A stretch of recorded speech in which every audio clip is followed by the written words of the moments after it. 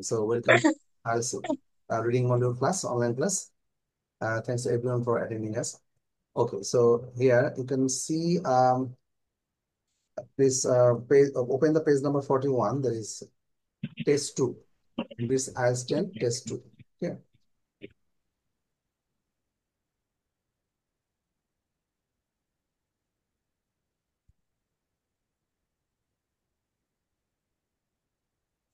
ওকে, so এখানে আমরা আরোহীকে একটু বলে নিচ্ছি, আরো যেহেতু নতুন এখানে। আরোহী দেখতে পাচ্ছ এখানে পেজটা, পরের পেজে গেলে 42 নাম্বার পেজে ও, গেলে একটা জি স্যার। বড় প্যাসেজ আছে, টি অ্যান্ড দ্য ইন্ডাস্ট্রিয়াল রেভলিউশন। ঠিক আছে, হুম। টি অ্যান্ড দ্য ইন্ডাস্ট্রিয়াল রেভলিউশন এটা আছে। ঠিক আছে, সো এই জি স্যার। মূলত এখানে প্যারাগ্রাফ, প্রতিটা প্যাসেজ আছে এখানে। ধরো এ, বি, সি, ডি, ই, এফ, জি। ঠিক আছে, জি। এই কয়েকটা প্যাসেজ আছে এবং আমাদেরকে কি করতে হবে, we have to give a proper heading, মানে আমরা একটা টাইটেল দিব। ঠিক আছে, প্রতিটা প্যাসেজের একটা নাম দিব, সেটা কিন্তু পেজ নাম্বার 41-এ দেওয়া আছে। That is, it is already given in page number 41। এখানে দেখো 9টা দেওয়া, বেশ কয়েকটা উত্তর দেওয়া আছে। 1, 2, 3 লিস্ট অফ হেডিংস দেখতে পাচ্ছ, লিস্ট অফ হেডিংস। ঠিক আছে, জি স্যার, দেখতে পাচ্ছি। লিস্ট অফ হেডিংস দেওয়া আছে। সো আমরা একটা একটা করে প্যাসেজ দেখবো, পড়ে সেই অনুযায়ী আমরা হেডিংটা দিব। ঠিক আছে, জি স্যার। আচ্ছা। So we can start reading. And প্রথমত যেহেতু আজকে আম, আম, আরোহী নতুন, সো ওকে একটু বলছি আমরা যেটা করব, খুব ফাস্ট স্কিম করব। অর্থাৎ স্কিম বলতে আমরা প্রথমত খুব দ্রুত পড়ে জিস্ট বা সামারিটা বের করার চেষ্টা করব। ঠিক আছে, সামারিটা জি যখন স্যার। বের করব, বের করার পরে তখন আমরা ম্যাচ করব যেখানে যেগুলো দেওয়া আছে কোনটার সাথে ম্যাচ করে। ঠিক আছে, কোন হেডিংটার সাথে আমাদের আনসারটা, আমাদের আমাদের যে প্যাসেজটা, passage number A, passage number B, passage number C থেকে জি পর্যন্ত এই কয়েকটা প্যাসেজ আছে। সো আমাদের সবগুলো প্যাসেজ আমরা পড়ে, একটা একটা করে প্যাসেজ দেখে পড়ে সেটা আমরা ম্যাচ করব। ঠিক আছে, অর্থাৎ আমাদের জি।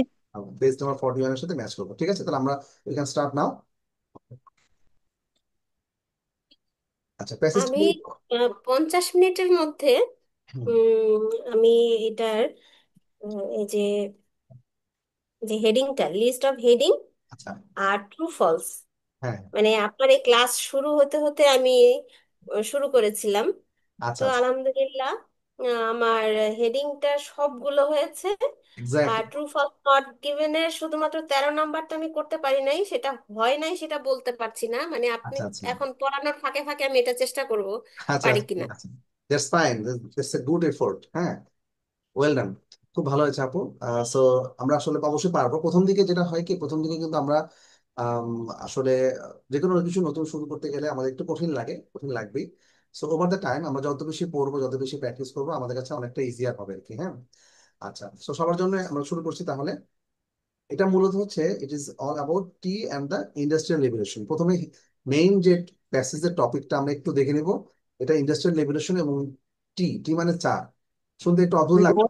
হ্যাঁ, সো এটা চা এবং টি, মানে চা আমাদের টি যেটা সেটাই, এবং ইন্ডাস্ট্রিয়াল রেভলিউশনের সাথে একটা সম্পর্ক আছে এই বিষয়ে আর কি। তো প্রথমত আমরা একটু পড়ি সবাই। আমরা একটু পড়বো। নিহা,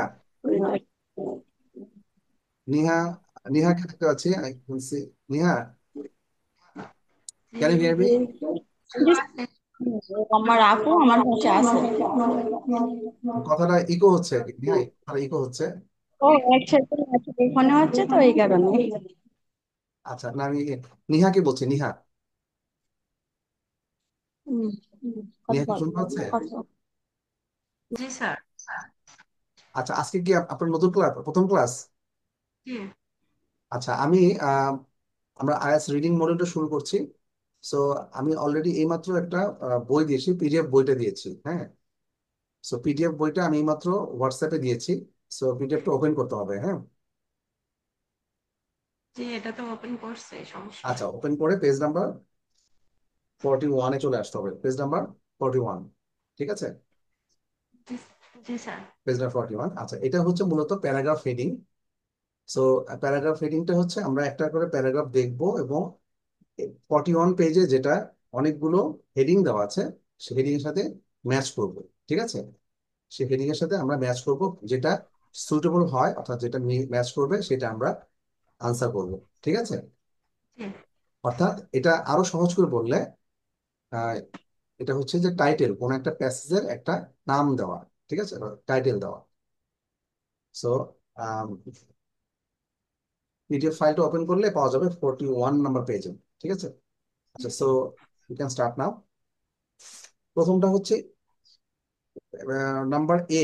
হুম, প্যাসেজ নাম্বার এ আমরা দেখবো। প্যাসেজ নাম্বার এ তে আমরা কোনটা ম্যাচ করবো দেখবো। প্যাসেজ নাম্বার এ তে গেলে আমরা দেখবো যে মূলত এখানে কি দেওয়া আছে। এখানে প্যাসেজ নাম্বার এ তে সবাই একটু আমরা প্যাসেজ নাম্বার এটা পড়বো, হ্যাঁ, খুব ফাস্ট পড়ে যাবো। ঠিক আছে? এখানে মূলত একজন অ্যালান ম্যাকফার্নেস ফার্লেন নামে একজন রিসার্চার আছেন, ওনার কথাটাই বলা হয়েছে। হুম, আচ্ছা, এইখানে মূলত যে কোনো প্যাসেজের প্রথমটা থাকে হচ্ছে ইন্ট্রোডাকশন বা শুরু। হ্যাঁ, সো শুরুতে কি বলা হয়েছে সেটাই আমরা দেখবো। এখানে প্যাসেজে একটা জায়গায় দেওয়া আছে, why did this particular big bang the world changing birth of industry happen in Britain. ঠিক আছে, সবাইকে পাচ্ছি আমরা? একদম প্রথম প্যারাগ্রাফে পেজ নাম্বার 42। ঠিক আছে, পেজ নাম্বার 42।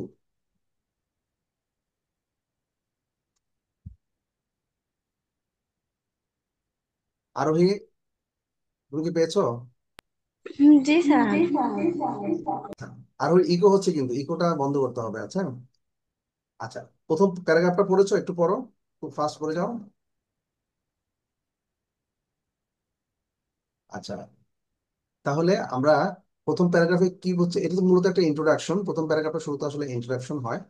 সো এখানে কি দেওয়া আছে আমরা একটু দেখবো।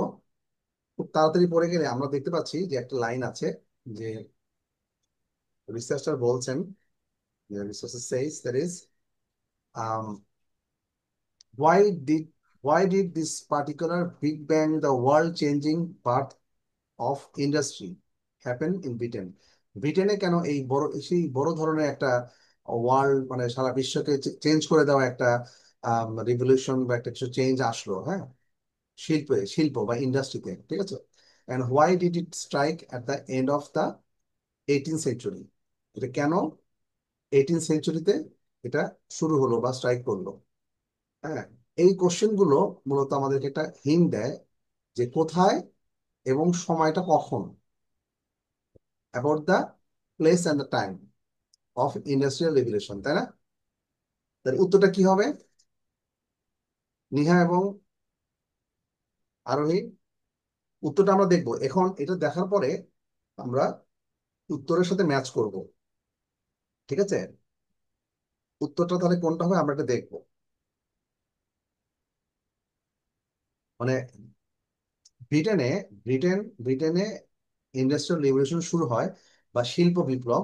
এই ইন্ডাস্ট্রিয়াল রিভলিউশনটা ব্রিটেনে কেন হয়, শুরু হলো, এবং ওয়ার্ল্ডের এই ধরনের পুরো ওয়ার্ল্ডকে চেঞ্জ করে দেওয়া একটা বিপ্লব বা শিল্প বিপ্লব বা ইন্ডাস্ট্রিয়াল রিভলিউশন যে হলো, সো এটা কেন হলো এবং কখন হলো। ঠিক আছে, বুঝতে পারছো?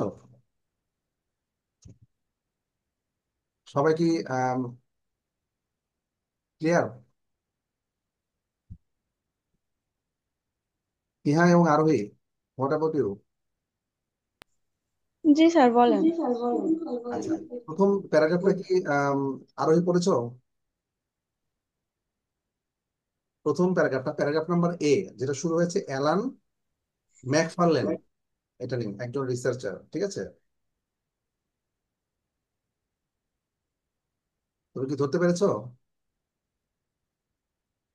এই প্যাসেজটা পড়তে হবে, এই প্রথম প্যাসেজ নাম্বার এ পড়তে হবে। ঠিক আছে, এই প্যাসেজে একটা জায়গায় লেখা আছে, একটু দেখো। জি স্যার খুঁজে পাইছি। আচ্ছা, তোমার মনে ইগো হচ্ছে, এটা কি হেডফোনের কারণে? না, আমি আর আপু একসাথেই করছি, তো ক্লাস করছি, আমি ফোনে করছি ও ল্যাপটপে করছে, এই কারণে এক রুমে। ইকো হচ্ছে আর কি। হ্যাঁ, তাই হোক, ইকো হলে শব্দ শোনা যায় না বা আমাদের এখানে শুনতে সমস্যা হয়। আর নিহা, হোয়াট অ্যাবাউট নিহা? দরকার না, যেখানে এটা শুনছিস। আচ্ছা, নেহা কি এটা ওপেন করতে পেরেছেন, মানে এটা পিডিএফটা? জি স্যার। আচ্ছা, এখানে পিডিএফ এ 42 নাম্বার পেজে প্যাসেজ গুলো দেওয়া আছে, হ্যাঁ। 42, 42-তে প্যাসেজটা দেওয়া আছে প্রথমে একদম, হ্যাঁ। তাহলে আমরা কি করব, সবার যারা যেহেতু নিহা এবং আরোহী নতুন, আবারও বলছি, এটা আমরা প্যাসেজ প্রতিগুলো নাম্বার দেওয়া আছে না, ABCDEFG, ঠিক আছে? জি স্যার। আচ্ছা, তাহলে আমরা প্রতিটা প্যাসেজ করব এবং ঠিক আগের পেজে বেশ কয়েকটা হেডিং বা টাইটেল দেওয়া আছে, মূলত এটা হচ্ছে হেডিং। এই যে 41। আমরা প্যারাগ্রাফের হেডিং দিব, মানে প্যারাগ্রাফটা আসলে এখানে কোন হেডিং এর সাথে ম্যাচ করে সেটা মিলিয়ে আমরা সেই হেডিংটা দিব, ঠিক আছে? জি সো জি। আমরা প্যারাগ্রাফটা যদি দ্রুত পড়ে যাই, পড়লে আমরা বুঝতে পারবো যে পড়ে তারপরে পাশের যে তার আগের যে উত্তরগুলো আছে, হেডিংটা আছে, হেডিংটা মিলাবো, ঠিক আছে? আচ্ছা, তাহলে এটা কি হবে, এই যে আমি আবার পড়ছি, একটা একটা একটা জায়গায় লেখা আছে, প্যাসেজ এ তে লেখা আছে যে why did this particular big bang world changing birth of industry happen in Britain. ব্রিটেনে এটা হয়েছিল, কেন? And why did it strike at the end of 18th century, মানে একটা টাইম বলা হয়েছে, 18th সেঞ্চুরি মানে একটা সময়ের কথা বলা হয়েছে। তাহলে প্লেস, প্লেসটার কথা বলা হয়েছে এবং টাইমের কথা বলা হয়েছে, ইন্ডাস্ট্রিয়াল রেভলিউশনের প্লেস এবং টাইমের কথা বলা হয়েছে। তাহলে আমরা দেখি উত্তরগুলো, দেখলে আমরা দেখতে পাবো 4 নম্বর উত্তর, পেজ 41-এ 4 নম্বর উত্তরটা হচ্ছে the time and place of the industrial revolution.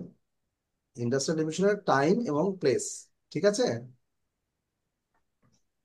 এটা হচ্ছে প্রপার, বা এটা আনসারটা হবে নাম্বার 4, এটা time and place of the industrial revolution. Industrial রেভলিউশনের টাইম এবং প্লেসটা, এটাই হচ্ছে এর হেডিং, প্রপার হেডিং, ঠিক আছে? ওকে, তাহলে we can go to the second passage, passage number B. Okay, passage number বিটা সবাই একটু পড়বো। Hmm, passage number B.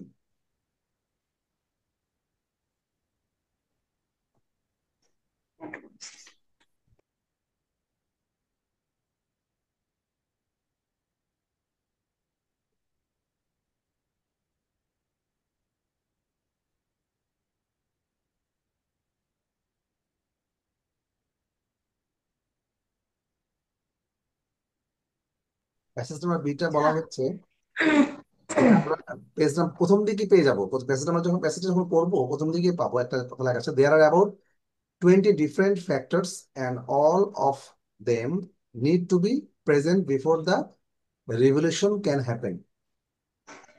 There are about 20 different factors. সেখানে, এখানে কি আছে, 20টার মতো বিভিন্ন ধরনের ফ্যাক্টর আছে, and all of them need to be present, সবগুলোই আমাদের প্রেজেন্ট করতে হবে before the revolution can, revolution মানে ইন্ডাস্ট্রিয়াল রেভলিউশন মানে ঘটার আগে সবগুলোই প্রয়োজন ছিল। হুম, তাহলে 20টা ডিফারেন্ট ফ্যাক্টর আছে। তারপরে রাইটার্স, তারপর আরো কিছু বলছে, যেমন technology, power, cheap labour, easy transportation, market driven economy, political system, হ্যাঁ, এই যে বিষয়গুলোর কথা বলা হয়েছে। So all are the factors, factors means condition, okay. Factors means, আমরা বলি না এই কিছু কিছু factor, this factors are liable, or this factors are liable, মানে এই ফ্যাক্টর গুলো দায়ী, হ্যাঁ, এই রিসার্চের জন্য বা কোন একটা কিছুর জন্য, ধরা যায় কোন একটা প্রজেক্টে কিছু ফ্যাক্টর আছে, সেই ফ্যাক্টরটা বা সেই ফ্যাক্টর মানে হলো কন্ডিশন বা শর্ত, এই ফ্যাক্টর গুলো যদি ঠিকঠাক মতো ফুলফিল করা হয় তাহলে প্রজেক্টটা সাকসেসফুল হবে, ঠিক আছে? ঠিক একইভাবে ব্রিটেনে ইন্ডাস্ট্রিয়াল রেভলিউশন হয়েছিল, সো সেই ইন্ডাস্ট্রিয়াল রেভলিউশনে কি কি ফ্যাক্টর কাজ করেছে সেইগুলোই। তাহলে ফ্যাক্টর বলতে এখানে কন্ডিশন, কন্ডিশন এবং ফ্যাক্টর দুটোই সেম, সিনোনিমাস ওয়ার্ড, ঠিক আছে, একই অর্থ, it all bear same meaning, ঠিক আছে? তাহলে আমরা ফ্যাক্টর যেহেতু বলা হয়েছে তাহলে কন্ডিশন বোঝায়, তাহলে কন্ডিশন, কি কি কন্ডিশন সেগুলো কিন্তু আমরা প্যাসেজটা পড়লে পাই। যেমন এখানে যেমন বলা হয়েছে টেকনোলজির কথা, পাওয়ার, চিপ লেবারের কথা, ইজি ট্রান্সপোর্টেশনের কথা, মার্কেট ড্রিভেন ইকোনমির কথা, পলিটিক্যাল সিস্টেমের কথা, ঠিক আছে? তো আমরা প্যাসেজটা পড়লে আমরা এই ফ্যাক্টর গুলো পেয়ে যাই। তাহলে এই সবগুলো ফ্যাক্টরি ইন্ডাস্ট্রিয়াল রেভলিউশনের জন্য দরকার ছিল। ঠিক আছে, তাহলে উত্তরটা কি হবে সবাই? নিহা এবং আরোহী, উত্তরটা আমরা দেখবো 41 পেজে।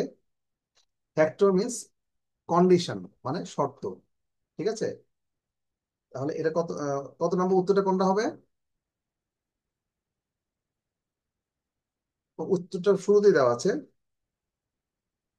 কন্ডিশনস রিকোয়ার্ড ফর ইন্ডাস্ট্রিয়ালাইজেশন, মানে শিল্প শিল্প বিপ্লব বা শিল্পায়ন এটা ঘটার জন্য যে কন্ডিশন গুলো, দ্য কন্ডিশনস আর নিডেড বা কন্ডিশনস আর লায়াবল, যে কন্ডিশন গুলো প্রয়োজন ছিল সেইগুলো এখানে বলা হয়েছে। এই পুরো প্যাসেজের মধ্যে কি কি কন্ডিশন লাগবে, কি কি ফ্যাক্টর গুলো কাজ করে, সেই ফ্যাক্টর গুলো ডিটেইল বলা হয়েছে। ঠিক আছে, তাহলে উত্তরটা কি হবে? 8। আমি তো নিহা বা আরোহীর কাছ থেকে কোনো, আই ডোন্ট হ্যাভ এনি আমরা বুঝতে সাউন্ড। স্যার, হ্যাঁ, আমরা বুঝতে পারছি না। আচ্ছা। আহ, আচ্ছা, আমি ক্লাস শেষে একটু সময় দিতে হবে। আম, যে আপনি যে একটা হচ্ছে 41 42 পেজ চলে গেছেন কিনা আগের গুলো হয়েছে পেজ গুলো।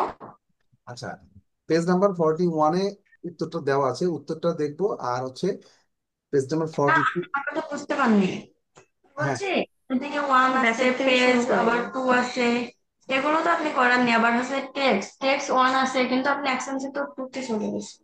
হ্যাঁ, তখন আমরা কি? শুরুতে শুরু করবো, সবগুলোই সেম এখানে, সবগুলোই সেম। প্রতিটা রিডিং মডিউল যেগুলো, সবগুলো টেস্টই সেম। হুম, মানে এগুলো এক একটা একরকম, কিন্তু সবগুলোই আমাদের আমাদের করতে হবে। ঠিক আছে, আমরা আবার সবগুলি করব, কোনো সমস্যা নেই, সবগুলি পাবো আমরা। ঠিক আছে, সবগুলোতে একই এক্সারসাইজ, ট্রু একই ফলস ধরনের নট একই গিভেন। ধরনের এক্সারসাইজ। হ্যাঁ, ট্রু ফলস নট হ্যাঁ, গিভেন, হ্যাঁ, এগুলো সবগুলো একই একই। জিনিস। ঠিক আছে, বরং প্রথমটার চেয়ে এটা একটু তুলনামূলক সহজ মনে হচ্ছে। সহজেই বলা যাচ্ছে। হুম, আচ্ছা। সো দুজনকে আবার পাচ্ছি না। আচ্ছা, ঠিক আছে, তারপরে আমরা বি নাম্বার। আইএলটিএস তো আরো কয়েকজন ছিলেন, ওনারা আসছেন না যে? ওনাদের একজন খুবই অসুস্থ, আহ, উজ্জ্বলা চাকমা, ওনার সম্ভবত সিরিয়াসলি অসুস্থ। উনি হসপিটালাইজড আর কি। হ্যাঁ, অসুস্থ, উনি হসপিটালে ভর্তি আছেন আজকে। হসপিটাল থেকেই আমাকে হোয়াটসঅ্যাপে ছবি পাঠিয়েছে। সো খুবই অসুস্থ, সে করতে পারছে না। আরো ওনার দুজন আছেন, দুজন বা তিনজন, বেশ কয়েকজন তো আছেন, বাট ওনারা আসছেন না। একজন মানে বিদেশে থাকেন, কানাডাতে থাকেন, আর একজন সম্ভবত না, উনি মাসুদ রানার নামে। হ্যাঁ, উনিও গত গত ক্লাসটা তার আগ ক্লাসে ছিলেন, বাট আসেন না এখন। আচ্ছা, তাহলে আরোহীকে আরোহী পাচ্ছ তুমি এগুলো? জি স্যার, মানে আমাদের ল্যাপটপ অফ হয়ে গেছে, আমরা আপনার কথা বুঝতে পারিনি, তাই আমার ফোন থেকে জয়েন্ট হলাম আর কি। আচ্ছা, ঠিক আছে, সমস্যা না, আমি আহ, বুঝিয়ে দিব। ক্লাসটা শেষ করে, তোমার যেহেতু আজকে প্রথম ক্লাস ছিল, সো একই কথা এটা, আইএলটিএস এর টেস্ট 2 বা টেস্ট 1 দুটোই একই কথা। ঠিক আছে, জি স্যার। আচ্ছা, এরপরে আমরা প্যাসেজ নাম্বার সি তে চলে যাব, প্যাসেজ নাম্বার সি তে। হুম, তালাত ভাই, কি আপনি আনসার গুলো পেয়েছেন? জি স্যার। আচ্ছা, আচ্ছা, ঠিক আছে। এবার আমরা সি তে চলে যাব। হ্যাঁ, সিটা একটু সবাই একটু পড়ি, আমরা সবাই সি নাম্বার প্যাসেজ। হ্যাঁ, পেজ নাম্বার 42। ঠিক আছে, সবাই একটু একটু পড়ে পড়ে আমরা আনসারটা বের করার চেষ্টা করবো, কোনটা হেডিংটা পারফেক্ট হবে। ঠিক আছে, কোন হেডিংটা এর জন্য ম্যাচ করবে, আমরা সি নাম্বার প্যাসেজটা একটু পড়বো।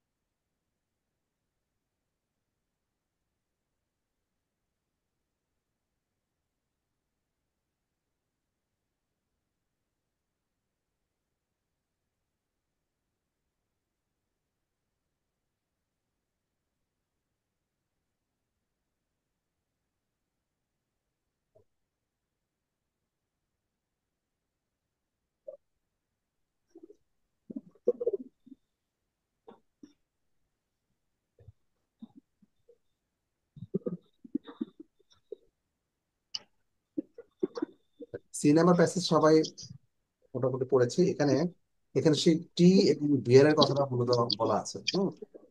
পড়লে আমরা একটু পাচ্ছি টি এবং বিয়ারের কথা। আচ্ছা, এখানে আম, প্রথম দিকে পাওয়া যায়, প্রথম স্যার, প্রথম দিকে লাইনই স্যারটা প্রথমে প্রথম দিকে আছে। হ্যাঁ, tea and beer, two of the nation's favourite drinks, fuel the revolution.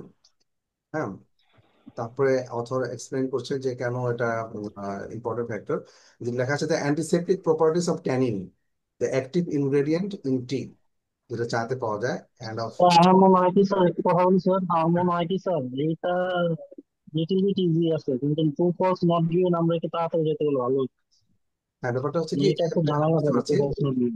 কিন্তু ও সবাই তো যে আরোহী তো নতুন, ওকে একটু বুঝিয়ে দিতে হচ্ছে। হ্যাঁ, ওগুলো তো একেবারেই মানে ওগুলো তো বুঝতেইছে না কেমনে লিস্ট অফ হেডিংস কি করতে হয়, মানে একেবারেই ইয়ে আর কি, নোভাইস হ্যাঁ, করা। এখন আর আরেকজন তো কিন্তু দেখলাম আসছে ওগুলো আসছে। নিজে নিজে অ্যানালাইজ করতে হবে তাদের স্যার।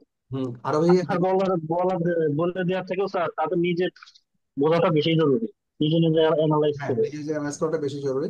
কিন্তু সেটা তো অবশ্যই ঠিক আছে, কিন্তু আরোহী আজকে নতুন তো ওকে একটু বুঝিয়ে দিতেই হচ্ছে, না হলে আমি। ওনারা প্রথম তো ওনাদের বুঝাতে হবে যে আসলে কিভাবে ধরতে হবে। হ্যাঁ, হ্যাঁ, ওরা আর বিষয়টা হচ্ছে। ওনারা যদি বুঝতে না পারে তাহলে প্র্যাকটিস করতে পারবে না। হ্যাঁ, আমি আরোহীকে এবং আরেকজন যে ছিল নিহা, নিহা থাকলে ভালো হতো। তো ওকে আমি ক্লাসের শেষে একটু আমার ওনাদের সাথে কথা বলবো আর কি। হ্যাঁ, আচ্ছা, যেহেতু প্রথম ক্লাস ছিল। আচ্ছা, তারপরে একটু তাহলে আরোহীকেও কিন্তু তারপর। স্যার আমার একটা অবজারভেশন আছে স্যার, সেটা হ্যাঁ, হচ্ছে কি স্যার, আমি তো প্র্যাকটিস করতেছি অনলাইনে বিভিন্ন একটা চ্যানেলের মাধ্যমে। তো এইখানে যা দেখতেছি স্যার, এটার সাথে স্যার কোনো মিল নাই স্যার, মানে রিয়েল এক্সামে যা আসে এই ক্রাইম বিজের এই আমরা 10 থেকে 19 পর্যন্ত আমার কাছে আছে, এটার সাথে স্যার কোনো মানে ফরম্যাটও চেঞ্জ। ইভেন আমি লিসেনিং এও দেখলাম স্যার অনেক জায়গায় ইয়েস নো টু মানে to for not given listening আসছে, এরকমও দেখছে।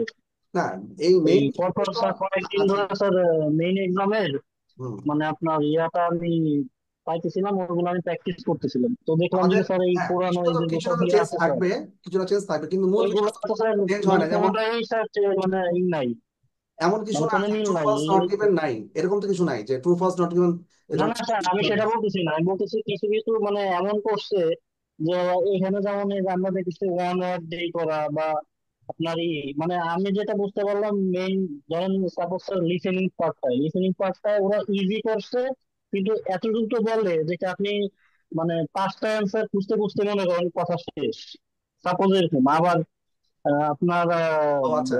রিডিং এ দেখি আপনার তুলনামূলক অনেক জায়গায় দেখা যায় কি সোজা সোজা কমপ্লেক্স আসছে বা প্যাসেজ আসছে, আর অনেক জায়গায় কঠিন কঠিন আসছে, কিন্তু এইরকম না আর কি স্যার, সেইটা বললাম না, না, ঠিক আছে, এটা যে চেঞ্জ হয়। অনেক সময় দেখা যাচ্ছে কি মেইন এক্সাম আমাদের অনেক সময় ইজিয়ার হয়, ঠিক আছে। মানে পুরোপুরি চেঞ্জ আর কি স্যার। হ্যাঁ, এই ক্যামব্রিজের 10 থেকে 19 পর্যন্ত যতগুলো আছে এটার সাথে কোনো মিলই নাই নতুন ফর্মেটে, মানে এইটা হচ্ছে আমার অবজারভেশন।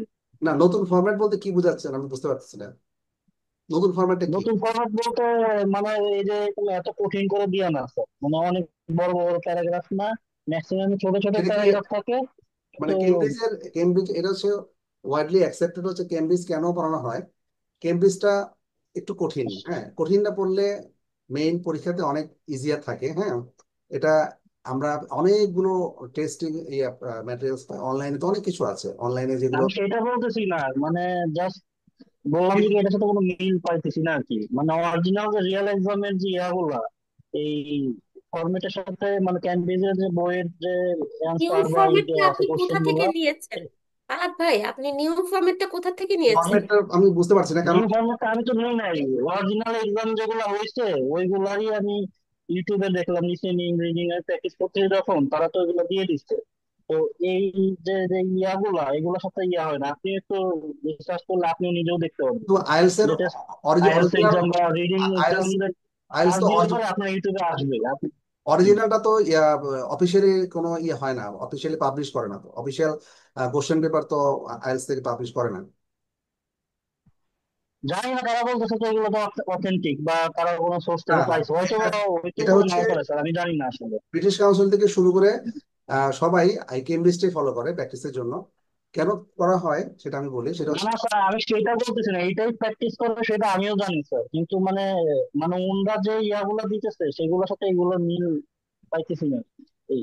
না, ওইটা এখন ট্রাস্টেড সোর্স বলে আমার মনে হচ্ছে না। কারণ কি যে অনেকে কেমব্রিজ, সরি, কোনো আইএলটিএস এর কোনো অথরিটি অফিসিয়ালি কোনো পাবলিশ করে না। এখন কেউ যদি যেমন বিসিএস এর পরীক্ষা আমি 5টা মনে রাখলাম, কেউ 5টা মনে রাখলো, ফর এক্সাম্পল, কেউ কোনো যে পরীক্ষাগুলো কোনো কোশ্চেন দেওয়া হয় না, সেই পরীক্ষাগুলো কিন্তু এইভাবে মানে কেউ মনে মনে করে করে মুখস্থ করে করে বাইরে এসে দেয়। কারণ আইএলটিএস অথরিটি কখনোই অফিসিয়ালি কোনো পরীক্ষা পাবলিশ করে না। কেউ যদি এরকম করে থাকে সে নিজেরা বানানো, সেটা হচ্ছে নিজেদের ফেব্রিকেট করা। হ্যাঁ, সো এটা বিভিন্ন রকম হতে হতে পারে। পারে স্যার, আমি আসলে এটা অথেন্টিসিটি সম্পর্কে আমার কোনো আইডিয়া নেই। আর মক টেস্ট থেকে নেয়, আমি যেটা জানি, যে আমাদেরও মক টেস্ট গুলো আছে। মক টেস্ট গুলো কিন্তু কতগুলো থাকে, অনেক ইজিয়ার থাকে, পরীক্ষার মতোই অনেক ইজিয়ার থাকে। সো সবচেয়ে বড় কথা হচ্ছে যে যদি কেমব্রিজটা ফলো করা যায় তাহলে মেইন পরীক্ষাটা অনেক ইজিয়ার হয়, এটি হচ্ছে মূল কথা আর কি। হ্যাঁ, কেমব্রিজটা সবসময় একটু কঠিনই থাকে। হ্যাঁ, এর পরীক্ষাটাতে একটু ইজি থাকলে তো আমাদের জন্যই হ্যাঁ, ভালো। অবশ্যই অবশ্যই, এটা অবশ্যই ভালো। কারণ কেমব্রিজটা অনেক হার্ডার। হ্যাঁ, কারণ কেমব্রিজটা যদি পুরোপুরি শেষ করতে পারে না তো খুবই ভালো। কেমব্রিজটা 19 পর্যন্ত 20 বোধহয় আসছে আমার যতটুকু আমি জানি, 20 মনে হয়। কেমব্রিজ 20ও মনে হয় আসছে। খুব শীঘ্রই আমরা হাতে পেয়ে যাব। সো এই এই কয়েকটা করলে মানে আমার মনে হয় না তার কোনো মেজর কোনো সমস্যা থাকবে। হ্যাঁ, কিছু সব ব্যাপার আছে, এগুলা কমন, প্রতিটা পরীক্ষার ক্ষেত্রেই কমন থাকে। হ্যাঁ, তো আমার মনে হয় যারা এটা পাবলিশ করেছে এটা হয়তো তাদের নিজেদের তৈরি করা মক টেস্ট বা এই ধরনের কিছু একটা। সো অনেকগুলো, যেমন আমি একটা বই আছে কেমব্রিজের অফিসিয়াল বই, সেটা থেকে যদি কেউ দেয়, সেটা কিন্তু একটু ইজিয়ার। কেমব্রিজের অফিসিয়াল একটা গাইড আছে, এটা সবগুলো মডিউল মিলে একটা। তো সেই বইটা তো কিন্তু একটু ইজিয়ার আসছে, তো সেই বইটা থেকে দিতে পারে বা বিভিন্ন জায়গা থেকে নিজেরা তৈরি করে দেয়। সো আসলে অনলাইনে তো আসলে লাইক অ্যান ওশেন, মানে এখানে ম্যাটেরিয়ালস এর কোনো অভাব নাই। মানে অনেক অনেক বেশি ম্যাটেরিয়ালস। এখন আমার মনে হয় সবাই, এটা হচ্ছে ব্রিটিশ কাউন্সিল থেকে শুরু করে আইডিপি বা অন্যান্য সবারই একটাই কথা, তারা নিজেদেরও ট্রেনিং ইয়ে আছে, ইনস্টিটিউশন আছে, সবারই একটাই কথা যে কেমব্রিজ ফলো করার জন্য। আর কেমব্রিজটা ফলো করে একটু কঠিন হবে অবশ্যই সবার জন্য। কঠিনটা ফলো করলে তাহলে মেইন পরীক্ষাটা একটু সহজ হয়, কিছুটা ইজিয়ারও হয়। সো আমি অন্য কোনো কারণ হচ্ছে কি যে প্রতিটাই এর সাথে ম্যাচ, মানে মোটামুটি কাছাকাছি ম্যাচ করবে যেগুলো আছে আমাদের কেমব্রিজের ম্যাট্রিক্স গুলো আছে, মোটামুটি সবগুলোই এটা, মানে এই ধরনের প্রশ্ন তো থাকেই, পাশাপাশি মানে এরকমই থাকে আর কি। হয়তো কিছুটা ইজিয়ার, হয়তো দু একটা মডেল বেশি কঠিন হয়ে যায় অনেক সময়। সো এটা ডিপেন্ডস। সো খুব একটা ট্রাস্টেড সোর্স না হলে, কারণ অফিসিয়ালি আইএলটিএস কখনোই কোনো কোশ্চেন পেপার দেয় না, কখনোই দেয় না, এটা হাইলি কনফিডেন্সিয়াল, খুব বেশি কনফিডেন্সিয়াল। সো যারা নিচ্ছে তারা হয়তো বা নিজেদের মতো করে অনেক ইয়ে করছে, নিজেদের মতো করে তারা মক টেস্টের মতো করে তৈরি করছে। হ্যাঁ, এরকম করাই যায়, এরকম অনেক অর্গানাইজেশন আছে যারা ফ্রি মক টেস্ট বা অনলাইনে এরকম দেয়। তাহলে স্যার আমার একটা কোশ্চেন আছে, সেটা হচ্ছে এই যে যে বর্ষার পদ্ধতি আছে স্যার, এইগুলো তো শেষ, এরপর আমি লিসেনিং প্র্যাকটিস করতে করবো বা রিডিং প্র্যাকটিস কই থেকে করতে স্যার? মানে সেটার এই, সোর্সটা কি হতে মানে পারে?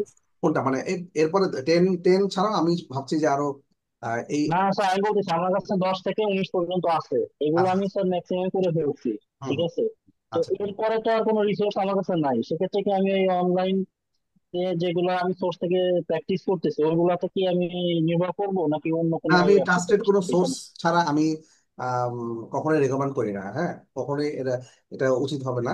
কারণ তাহলে স্যার কিছু ওয়েবসাইট রেকমেন্ড করেন স্যার, যেগুলো থেকে আরো বেশি প্র্যাকটিস ম্যাটেরিয়ালস পাওয়া যায় তো? না না, প্র্যাকটিস ম্যাটেরিয়ালস আমি যদি এর বাইরে করতে হয় তাহলে আইএলটিএস এর অফিসিয়াল একটা বই আছে, সেটাতে করা যায়। আর বোধহয় আইএলটিএস 20, কেমব্রিজ 20 চলে আসছে সম্ভবত। হ্যাঁ, খুব শীঘ্রই পেয়ে যাবো। কেমব্রিজ 20টা।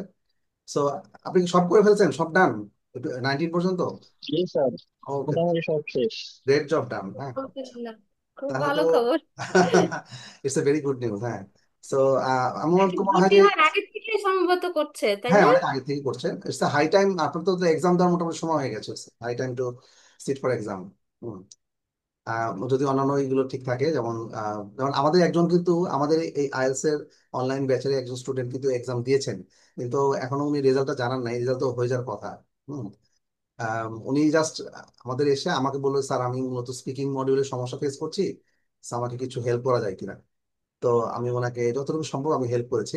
হুম, সো উনি পরে আর জানান নাই মানে আসলে। সবচেয়ে বেশি প্রবলেম স্যার স্পিকিং। আমি তো স্যার কথাই বলতে পারি না, আমার বড় ভাই তো অস্ট্রেলিয়াতে ছিল, আমি ওর সামনে এটা নিয়ে আমি খুব সাফার করতে হয়েছে। আচ্ছা, স্পিকিং নিয়ে আমি সবই বুঝি আপনি কিন্তু বলতে পারি না। আপনি এটাই স্পিকিংটা একটু সমস্যা। প্র্যাকটিস করেন। স্পিকিংটা কি, আমি গত শুক্রবারে গতকাল আমি মক টেস্ট নিয়েছি স্পিকিং এর। মনে হয় 3 জনের মক টেস্ট নিয়েছি আমি। সেখানে, সরি 3 জন না, 4 জন, 4 জনের মক টেস্ট নিলাম। সো স্পিকিং এর মক টেস্ট দিতে যে তারা কিন্তু মানে ঠিকমতো, একজন কিউ কার্ডে অর্ধেক বলার পর আর বলতে পারে না কিউ কার্ডে। বাট নর্মালি সে কিন্তু ক্লাসে অনেক অ্যাক্টিভ ছিল। সো এটা একটা সমস্যা। আরেকজন ছিল, সে বলতে পারছে কিন্তু তার সেন্টেন্স মেকিংটা ভালো হয়নি। হ্যাঁ, ওনার মার্কটা তেমন একটা আসবে না। আরেকজন হচ্ছে, আমি দেখলাম আর কি 4-5 জন মোটামুটি তাদের কোর্স বা তাদের মডিউলের শেষ হওয়ার পরে একটা স্পিকিং টেস্ট, এবার একটা মক টেস্টের মতো দেওয়া হয় আর কি। সেই মক টেস্ট নিলাম আমি মোট ওই 2 সপ্তাহে আমি বেশ কয়েকটা মক টেস্ট নিয়েছি। তাতে ফাইন্ডিংস এবং তাদেরকে সবাইকে ফিডব্যাক দিয়ে দিয়েছি। সো স্পিকিং মডিউলে ভালো করার জন্য আসলে প্র্যাকটিস, এখানে স্পিকিং তো আসলে কোনো রুলস দিয়ে হবে না, তবে হ্যাঁ স্পিকিং এ আপনাকে আমি কিছু হেল্প করতে পারবো ডেফিনেটলি। যেমন আপনার সমস্যাটা যদি কিউ কার্ডে থাকে, কিউ কার্ড রিলেটেড সেকশন 2-তে, হ্যাঁ, তাহলে কিছু মানে কিছু টিপ অ্যাপ্লাই করা যায়। যেমন ধরেন অনেকে শুরুটা ভালো করতে পারে না, এটা একটা বিগ চ্যালেঞ্জ। মানে শুরুটা কি দিয়ে করব, মানে এই শুরু করাটা ইন্ট্রোডাকশনটা ভালো হয়ে গেলে automatically you can have a good track, you'll be অনেক গুড ট্র্যাক, তাই না? আপনি যদি শুরুটা ভালো হয় যে কোনো ইন্টারভিউতে, আপনি যখন জবের ইন্টারভিউ দিবেন, যে কোনো ইন্টারভিউতে বা ভার্সিটি ইন্টারভিউ যেটাই হোক না কেন, প্রথম ইন্টারভিউর পরে প্রথম শুরুটা ভালো হয়ে গেলে না, তারপরে আপনি মানে আপনার ভালো একটা ইতে চলে আসবেন, মানে পেস ভালো একটা ট্র্যাকে চলে আসবেন। তখন কিন্তু স্যার অটোমেটিক্যালি, আমি আপাতত স্যার হ্যাঁ, আপাতত রিডিং রাইটিং এবং লিসেনিং নিয়ে স্যার বেশি ব্যস্ত, কারণ এইগুলাতে আমি আমার মনের মতো মানে অ্যাটলিস্ট 30 আপ না হলে স্যার 6.5 তো আসবে না।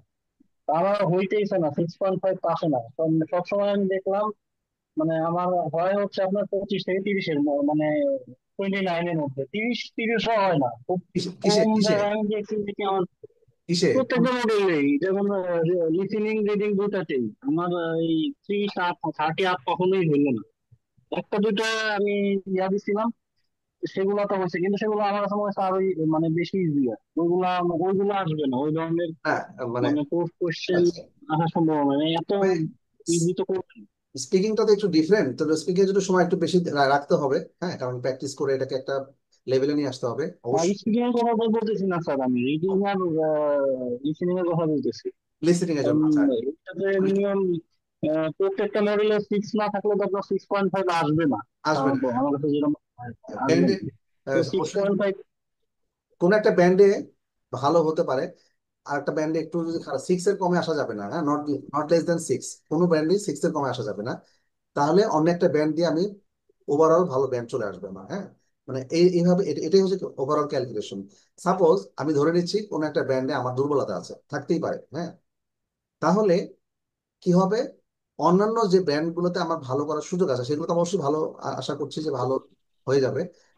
কিন্তু যে ব্যান্ডে দুর্বলতা আছে সেই ব্যান্ডে যেন কোনোভাবেই 6-এর কমে না আসে, এটা কিন্তু ফেটাল হবে, মানে ডিজাস্টার হবে। 6-এর কমে চলে আসলেই বিপদ। তবে 6-এর কমে আসার কথা না, 6 তো একটু ভালো করলেই 6 চলে আসবে। সো যেমন 6 আসলো, অন্যগুলোতে 7 আসলো বা এরকম আসলো, তাহলে ওভারঅল 6.5 বা 7। জেনারেলি তো জেনারেলে তো স্কোর উঠানো কঠিন, উঠে না তো? কোথায় জেনারেলে? হ্যাঁ। না না, জেনারেলি ইজি, জেনারেলি একাডেমিকই ইজি, কঠিন বেশি। জেনারেলি মানে জেনারেলি একাডেমিকটা ইজি। অনেক কঠিন, একাডেমিকটা অনেক কঠিন। রিডিং মডিউলও তাই, একাডেমিকটা একটু বেশি কঠিন না না, জেনারেল। প্যাসেজ গুলো কঠিন থাকে, আমি স্কোরের কথা বললাম। ও যেমন আচ্ছা, আমাদের যেমন এই যে 30-এর মধ্যে হলে, 30-এর উপরে উঠলে 6 এসে যায়। আর একাডেমিকে দেখা যায় তার চেয়ে বেশি আসে ও আচ্ছা আচ্ছা, স্কোর। বুঝতে পারছি। তবে তবে ওভারঅল হচ্ছে একটু ইজিয়ার, মানে জেনারেলটা বুঝতেও সুবিধা। হ্যাঁ, তো জেনারেল ভালো স্কোর করার সুবিধা ইয়ে আছে। তো ইয়া তারা হয়তো জিটি দিবেন না, জিটি নাই একাডেমিক কোনটা? জিটি জিটি জিটি আছে, আচ্ছা। জিটি আছে।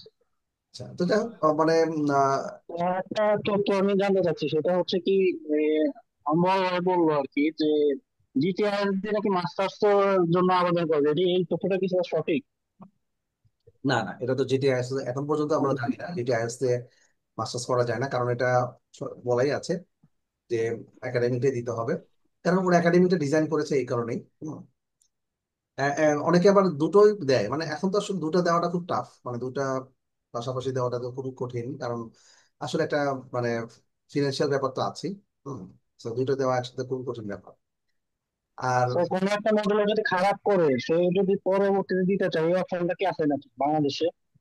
না, বাংলাদেশে এখন মানে এখন আলাদা একটা সেকশনে নাকি এরকম দেওয়া যায়, আমি শুনছি না যে এরকম। একটা মডেলে খারাপ আসছে, ওইটা আবার আপনি রিটেক দিতে পারবেন, এটা এটা এরকম রিটেক হলে খুব সম্ভব। ভালোই হতো, বাট এখনো অফিসিয়ালি এই ধরনের কিছু জানা নেই।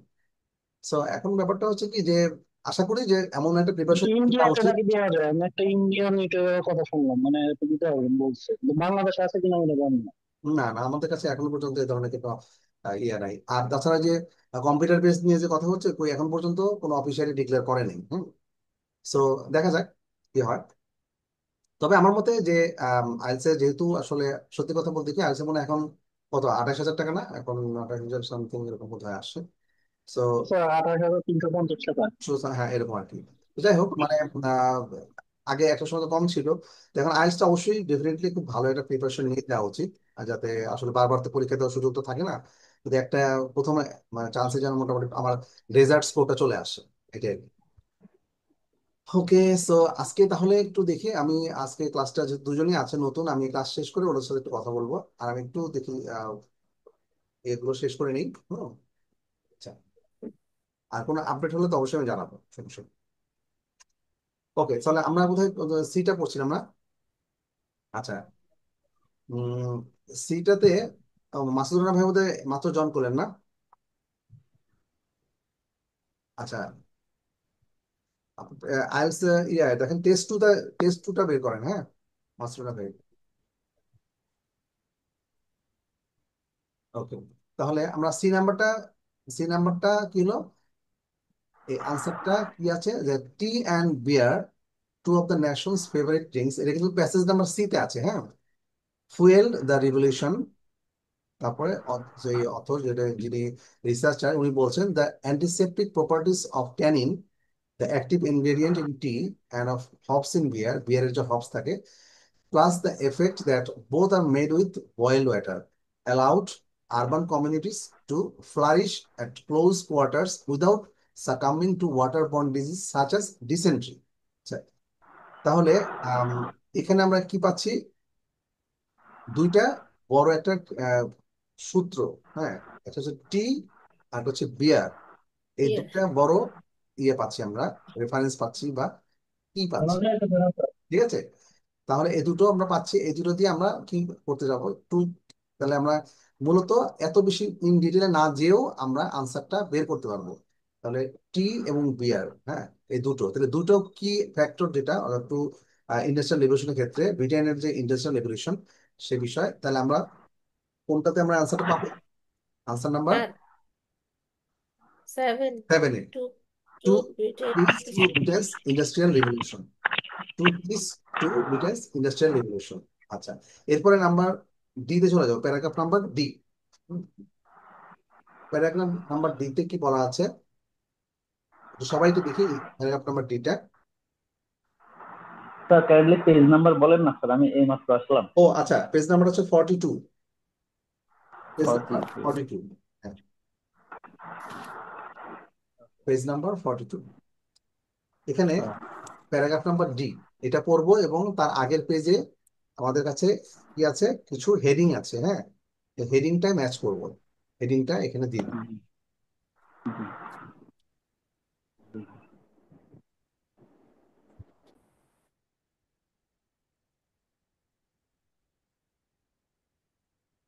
নিহা নিহা এবং আরোহী, আমাদের ক্লাস শেষ করে একটু কথা বলবো আপনাদের সাথে, হ্যাঁ কথা।